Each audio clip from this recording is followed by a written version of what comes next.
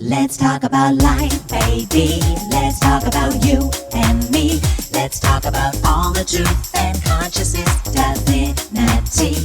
Let's talk about God. Let's talk about love.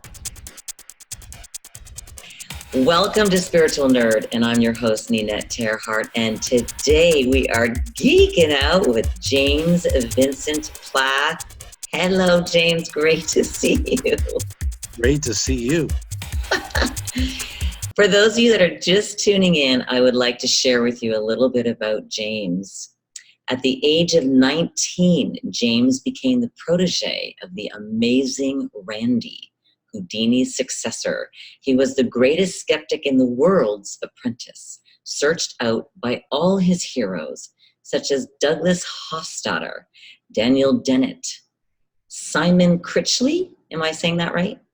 Yes. Okay, awesome. Random Smullyan and Paul Harris. Wow. After many years of seeking enlightenment, he was told to meditate and go within.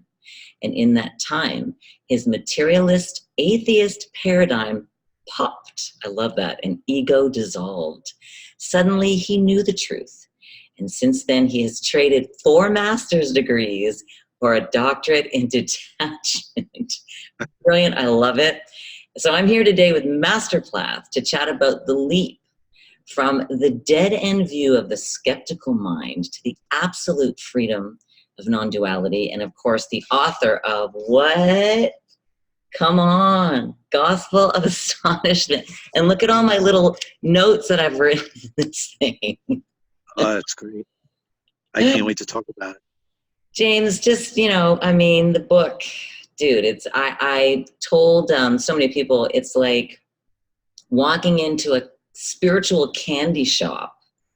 And there's just so much delight there, and you can feel it from how you wrote it, the approach you took.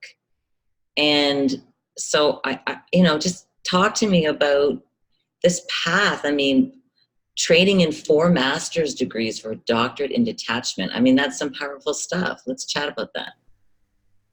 Yeah, well, I was seeking for a long time, always looking for an answer. I didn't like this idea that consciousness ends at death. And so I looked and sought out all my heroes, and the amazing Randy was one of them. And he's the head of the skeptical movement. He's probably the biggest skeptic since Voltaire.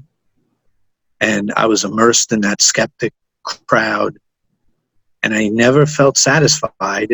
I thought I knew the truth, and I was totally locked in to this materialist paradigm, that this world is totally solid and consciousness arises from matter and then dies when the brain dies. Right. Doesn't feel right. Oh, sorry. It just doesn't feel right. No. So I always felt like something was missing, and I always looked for a loophole. And then, as luck would have it, one of my other heroes, Paul Harris, master magician, told me to go within. And my whole life I thought I was going within. I read Zen books since my teens, but he showed me how to really meditate and turn off the world. And I found out. What's so interesting is that the meditating and the going within and turning off the world, just as you said, James, it's interesting how we are this illusion that we're here, and yet that's what we have to turn off in order to find truth.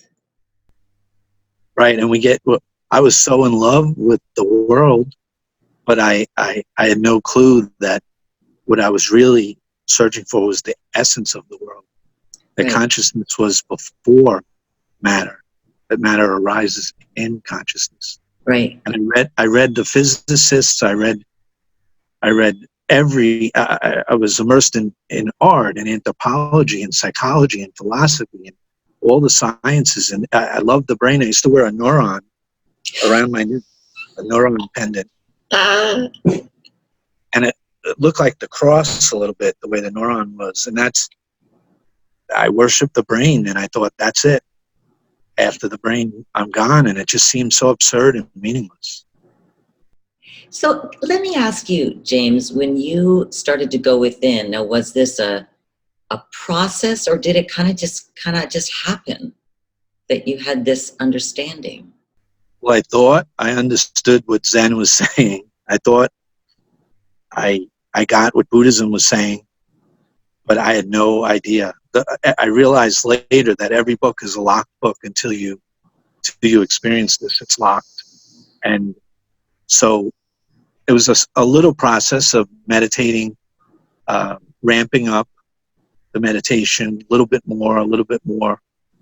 And then I used this process of neti, which is an old ancient technique where as you're sitting in silence and darkness, whatever comes into your mind, you just say, not this, and you let it go. And you just keep going with that. And it felt like I was dying at one point.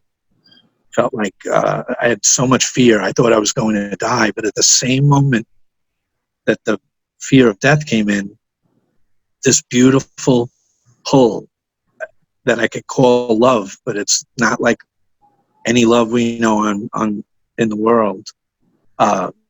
This pull softened the fear of death, and it pulled me right through into this beautiful emptiness. And I remember writing afterwards, my mother's not my mother, my father's not my father, I'm not who I thought I was. And that was the start. Just, I saw through to everything. And then it was a matter of making that the baseline. Right. Now, when you experienced that, James, did you find that it went through a contractive phase again, and you kept growing with it, or was it something that really stuck? Well, the first, in 2009, it was like an explosion. I was totally there. Okay. But the next day I was back, in the prison. Yeah. And so what you do is you get a taste of this, and then it's a matter of moment to moment choosing ultimate reality or the dream of separation. And you realize that the more you're in that dream of separation, you suffer. Yeah. And then you see later on that suffering was prodding you back into your true self. It was pushing you like an alarm clock in the dream, pushing you to wake up and realize your true nature. Now, I had a wonderful question from Linda O'Connell, who's a dear friend of mine, and I know that she knows you and loves your book. Oh, yeah. She's great. She's awesome. And she's also the co-host of the show, The Real Talk on Healing, and she's amazing. And she wanted me to ask you, have you ever experienced a phase of mourning? Like, we both sort of feel, Linda and I, as we go through our journey and we share with each other, that we're going through some of these intense phases of like the mourning of like, there is nothing on this plane that is permanent. And to put any stock into that, there's sort of a ripping away feeling, and it can feel or seem to feel really painful. Do you have any thoughts on that? She wanted me to ask you. Yes, I think I wrote about it in the book. It's like a crucifying of the ego, and everything is going to be ripped away except the truth. Yeah. I think I wrote in the book, you get roasted, totally roasted, but it's love roasting you. It doesn't feel like love at the time, No. But it's love just roasting you like a moth to the flame. It really is. And what my message is, this is so hidden, and so many people are suffering, and it's such a simple, and I used to hate to hear that, how simple it is. It's so simple, but it's the hardest simple thing to do in the world, is to be quiet, be still, and realize this. And you don't need even a yoga mat. You don't need to go to a church. You don't need to go to India. It's within you right now. Right there. And every sage, every master has come back and said exactly that. I am that I am. I mean, bingity bongity right there. Yeah, exactly. Yeah. And But also, it's too good to be go true. ahead. It just sounds impossible. Well, it does, and you're right. When people hear the simple, but here's the thing too: the simple, and also it kind of feels like you need a lot of courage to allow the stuff to come up without grabbing onto that story that triggered the crap, the illusion. It's having that courage, right, to Yes. sit It's in. like why we like heroes in movies. You know, you have to be the hero of your own story. It's the hero's journey. That's brilliant. So as it's you falling in love with your true self, and the more you fall in love with who you really are, the more courage you have to go all the way. You really do. And also you start to see it Yeah, manifesting outside of your own mind, within your relationships, your everything. it's astonishing. It's astonishing. Yeah, it really is. It's a miracle, and you can suffer, or you could bend to this. You have to break. You have to make, like I wrote in the book, The Prodigal Son. You have to make that turn and turn back home, and until you do, it's going to break you. Yeah. Now, James, do you still go through these sort of periods of cleansing, or where you feel like, oh my God, or are you kind of more or less balanced out, where you feel like I've kind of got this kind of? It's just about baseline now, but it's an infinite unfolding. It gets deeper and deeper and deeper. Right. I don't think anyone's ever done. Yeah. No, right. No. Yeah. And then it's fun sometimes to get a little lost and to go back in a little bit and then find your way home. That's a fun game. It's hide and seek. Now, that's what I love about your book. I want to show everyone again, Gospel of Astonishment. You can get that on Amazon. It's amazing. I love that, how, you turn it into this playful game where it's like, you don't have to freak out. It can be like you said, a hide and seek. Yep. It's just play. It's a divine play. And it's the greatest play. Forget Broadway. It is the whole, everything you see, everything you hear, everything is part of the ultimate play. And when you really get down to it, you're everyone. Yes. That's why you have to love everyone. You really do. And that is seemingly, I mean, I remember when I started with the Course in Miracles, or even with Joel Goldsmith, which I know we've chatted about, but hardly enough, because I dig the guy so much. And just the way his approach, but when he says stuff like that in the Course in Miracles, and you're like, I don't even know how do I even begin to understand, like, love everyone when you see the separated beings. Right. It's like judge not or you'll be judged. It's a perfect law that if you're judging someone else, you're really judging yourself. You really and are. That's just these are just words, and they could be dismissed in a second, but once you experience it, so it's really a matter of falling in love with yourself, and when you're ripe and you're ready, you'll get there. You get there, yeah. And sometimes I find I get a little irritated because I fall asleep again, and then I'm like, no, don't do it. That's part of the game. You wander. It's like Thomas Merton wrote, I'm a sheep in love with brambles and thorns, and I love to play, and I'm lost, but at least I'm there, and my job is to stay found. Right. Yes, exactly. Now let's talk about your book, The Gospel of Astonishment. Love it. And I have to say, I love the whole book, but what really grabbed me so much, James, was that when I was reading near the end and everything turned into love. Everything started to morph like a lava lamp. I thought that was brilliant. I was trying to show how when you're in this deep state, you dissolve, and you could gently dissolve, and that's nice, and that's what you're doing. That's what I'm doing. We gently dissolve into the mystery. Yeah. And so I let all the words have to go, You know, it's the finger pointing at the moon. Right. We're like dogs looking at the finger, and if the moon is truth, and we look at and we make temples out of the finger, and we suck on the finger, and we put little presents by the finger, and we never look at the moon. It's all words and concepts, which are beautiful, but they're not it. Right.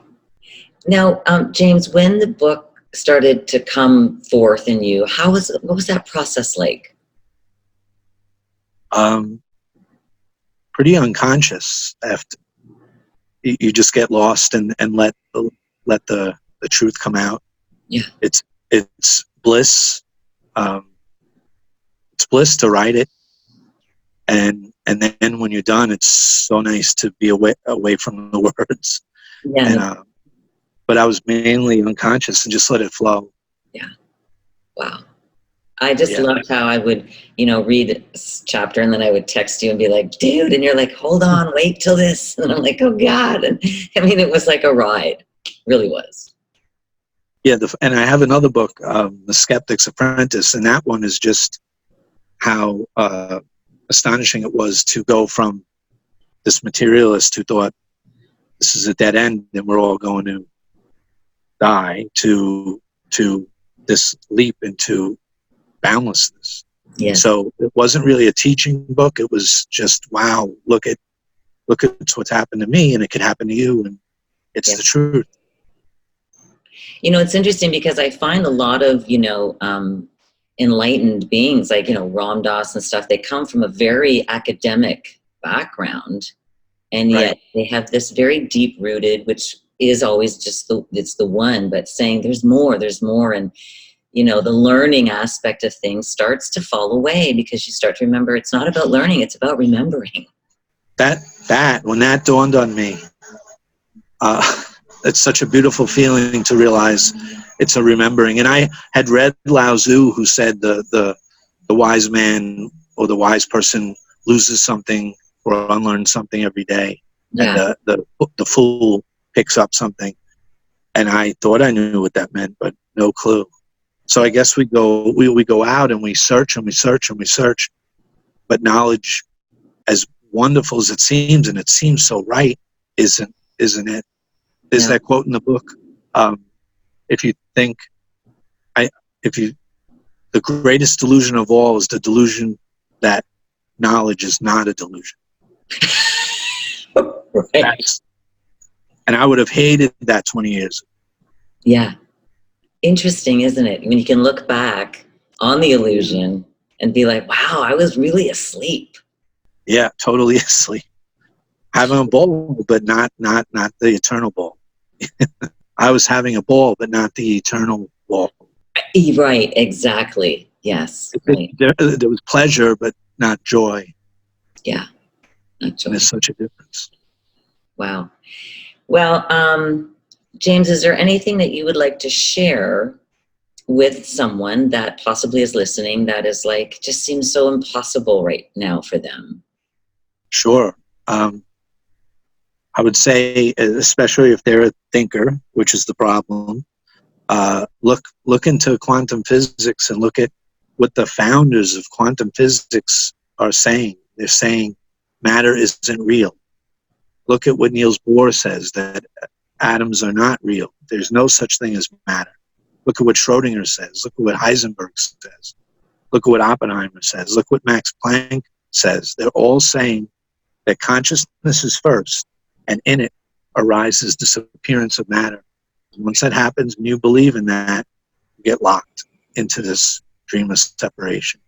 So look at the physics, read the books, and then put it all away and totally surrender, let go of all the thoughts, and sit in a dark, quiet room and go inside.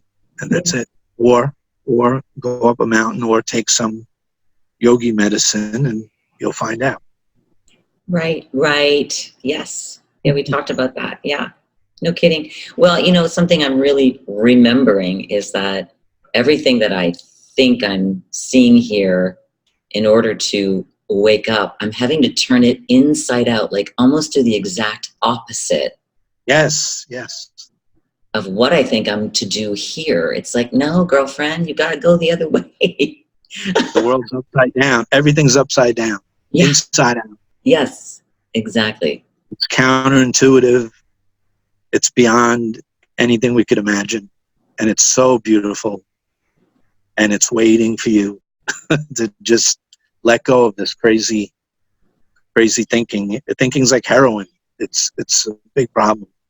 Yeah, interesting, isn't it? And that's what this plane really thrives on and sort of like sets you apart from the next. Yep. You know, I would say to a beginner, think of a ripple on a lake and how the ripple is moving and it's rippling and you're a ripple and I'm a ripple. But after a while, you start to get sad or suffer. And all you have to do is stop rippling and die. If the ripple stops moving, it has to die to being a ripple. But then it becomes, at the same time, the whole lake. And once it becomes the lake, it's just pure wholeness, pure love. And that's who you really are. And then you can start rippling again. Come back and tell other ripples that everything's okay. And it's a different kind of rippling. Yeah, it's a different kind of ripple. It's a joyous rippling, not a nervous, anxious. Very different. Crazy rippling. So one quick question before we wrap up. So James, when you're going about your day in this plane, what's the different essence and frequency that you feel that is coming from you while you exist here that is so different from before? Well, you're not presenting any problems for anyone. You just be the light. You be light. And you be joy. And everyone you come into contact with is the holy person. So you're not hurting anyone. You're just there to help and say the right thing and bring people home and just look at this beautiful divine play in astonishment. Truly. Yeah, that's every day, every moment. So if you think you have it, if you're not happy all the time, just about, you don't have it. You don't have it. So funny that you said that, because David Hoffmeister says that if you're not in joy all the time, then you don't have it. And it's like, dang it, I don't have it. Right. So, yeah, it's just a honing until you get right there. It's like tuning a radio to just the right frequency. It's the razor's edge. It really is. It's astonishing. It's the Gospel of Astonishment. It really is the Gospel of Astonishment. One more time, people, because this book rocks, and I really highly suggest that you pick it up and read it, and maybe one day it'll be on Audible. Maybe. I hope so. I love what you did with that introduction. Oh, thank you. It was my pleasure. Beautiful. My pleasure, yeah. Well, James, I want to thank you so much for hanging out and geeking out with me. And I love your book, and I just love your courage and your energy. And, it's that kind of frequency that helps, the other ripples that are kind of ping-ponging around. And they're like, what the hell? I just don't understand. And it can feel very overwhelming. It really can. Yeah. So, but that's an alarm clock to remind you to calm down. That's the all alarm. is well. Everyone who's been to this beautiful, placeless place knows all is well. Yeah. Dude, this was great. I mean, thank you so much. So nice talking to you, and hopefully we'll talk again soon. Yeah, I would love that. That would be fantastic. This could be an endless podcast. No, no kidding. It is endless, isn't it? Yeah, we only scratch the surface. I know. Exactly. Well, thank you, James, and I will be talking with you very soon. Thank you. Well, I want to thank James Vincent Plath for that awesome interview and his fantastic book, The Gospel of Astonishment. Thank you so much. And of course, I look forward to the next time when we be geeking out with you. Let's talk about life, baby. Let's talk about you and me. Let's talk about all the truth and consciousness, divinity.